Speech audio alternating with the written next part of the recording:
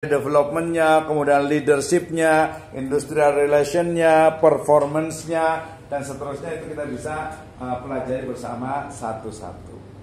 Ya, oke, sampai sini ada pertanyaan? Ya, ini nanti bicara tentang etos kerja. Wah, ini yang teorinya gampang gitu ya, tapi mempraktekannya nih. Ya, mempraktekannya nih. Ya, kalau hadisnya gimana? Innallaha yuhibbu, ya sesungguhnya Allah Subhanahu wa taala mencintai, ya, idza amala amilan ayyutkinahu, ya, itqon. Nah, itu ada itqon kan? Jadi itqon itu adalah dia profesional. Kalau dalam SDM syariah ini saking ketatnya ya. Saking ketatnya itu apa? Kita itu ya sebagai SDM, sumber daya manusia yang syariah, ya misalnya kita itu apa ya?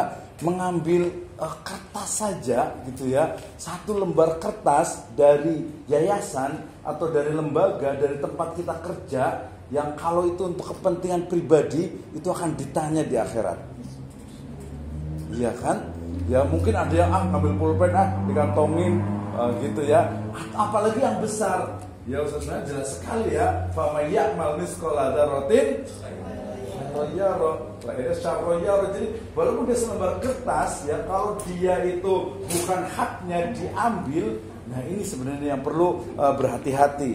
Ini penekanannya. Jadi kalau SMSA itu bukan hanya memuaskan pemilik, tetapi juga SDI-nya. Ya sumber daya manusia jangan sampai, makanya sebenarnya kayak mungkin ada korupsi, ya korupsi waktu, korupsi mungkin barang-barang dan sebagainya, itu mestinya tidak ada. Apalagi nanti ada konteks muraqabatullah misalnya.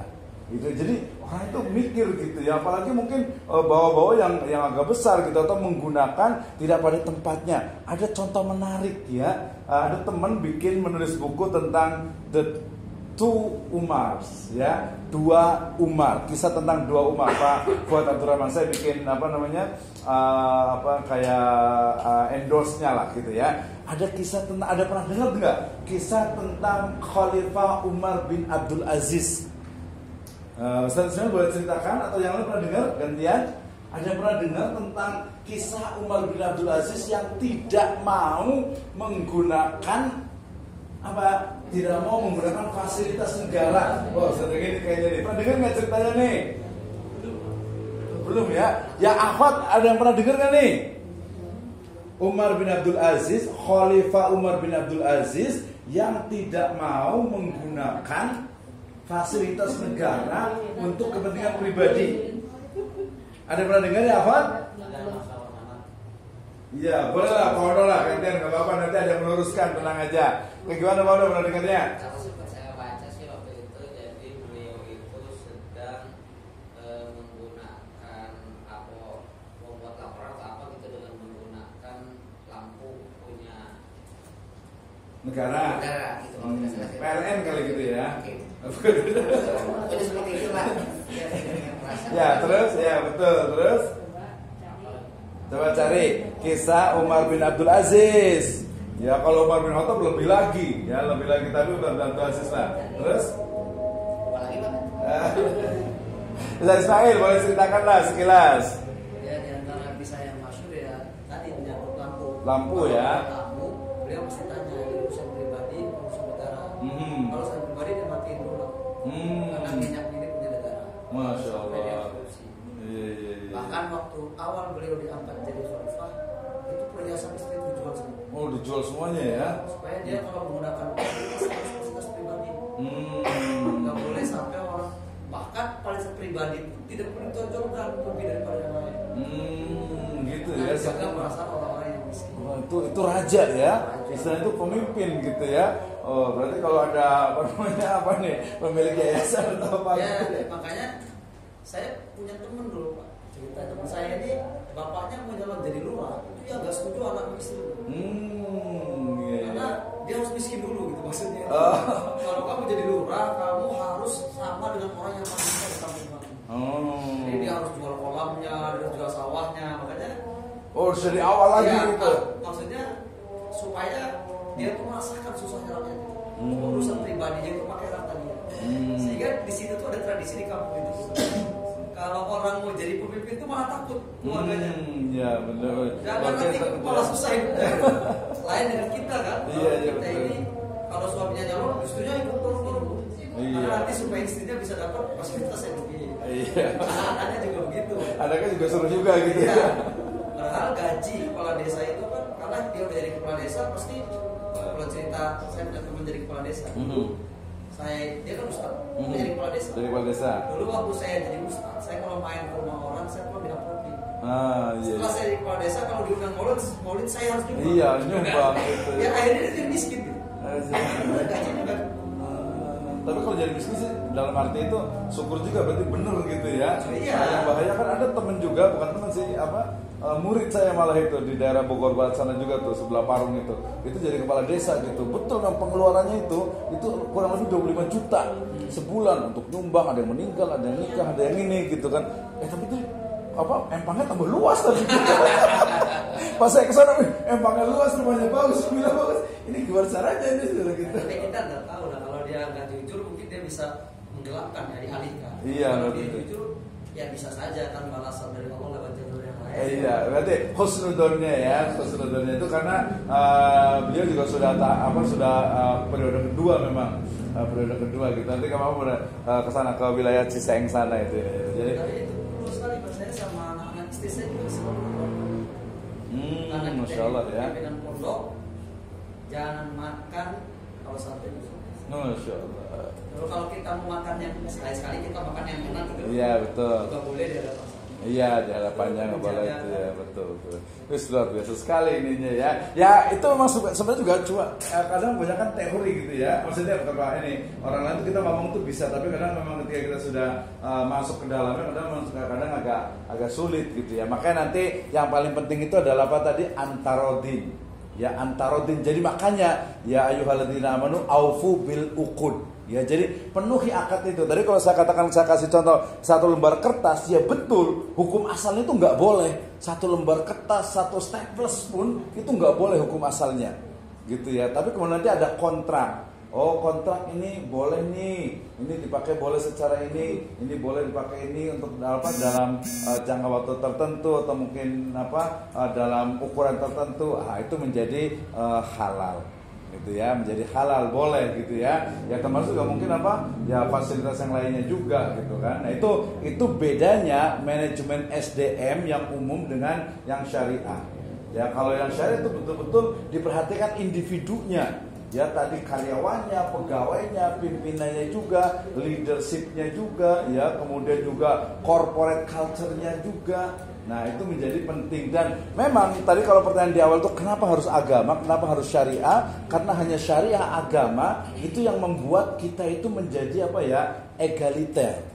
Ya kalau zaman dulu bayangkan kalau kerajaan itu masih ada, ya pasti ya sama raja itu pasti akan nyembah-nyembah. Gitu kan ya. Sama saya ingat sekali itu ada beberapa perusahaan, ada beberapa juga lembaga juga yang ketika guru mau ketemu sama istilahnya pemiliknya itu sampai deg-degan gitu ya, saking takutnya gitu. Jadi seolah-olah itu kayak apa gitu ya. Nah itu tentu saja dalam Islam tidak seperti itu, tidak mengajarkan seperti itu ya. Punya memang kedudukan karena nanti di ayat itu dikatakan i'malu ala makanatikum inni amilun. Dalam compensation and benefit juga berlaku dikatakan itu dalam ayatnya itu bahwasanya Allah Subhanahu wa taala itu meninggikan yarfa'u darajatu ba'dukum ba'do. Jadi antara satu orang dengan yang lain itu derajatnya itu memang berbeda, kesolehannya termasuk juga gajinya. Ya juga tidak berarti juga berarti ini harus adil nih, harus sama, nanti jadi sosialis gitu ya. Sosialis sama komunis itu seolah itu sama rata, sama rasa, ya sama-sama, tapi sebenarnya juga tetap aja ke kapitalis juga gitu. Mereka hanya orang-orang tertentu saja yang kaya gitu ya, yang memiliki akses untuk ekonomi dan lain sebagainya. Nah, ya, ini dari sisi itqon, ini etos kerjanya. Jadi harus diulang, ada itqon, ada ihsan, ada mujahadah, ada tanafus dan juga ta'awun.